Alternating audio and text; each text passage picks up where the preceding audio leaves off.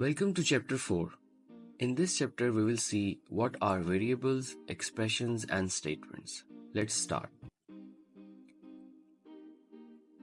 The most powerful feature of programming language is the ability to manipulate variables. A variable is a container for storing data values, or it's a name that refers to a value. Python has no command for declaring a variable.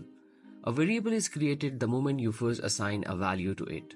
For instance, age is a variable, and 25 is the value stored in the variable age, and equals is the operator used to store the value to a variable.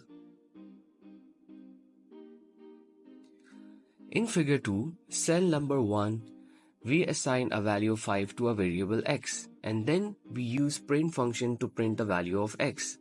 Python provides us to assign a value to a variable like this, that is, without using any command. In this way, we assign y with a text value Umar, using single quotation marks, which means it's a string. We will learn about strings in details in next chapters.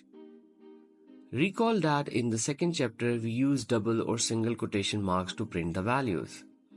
However, in figure 2, we use the variable name directly to print the value of variables x and y respectively.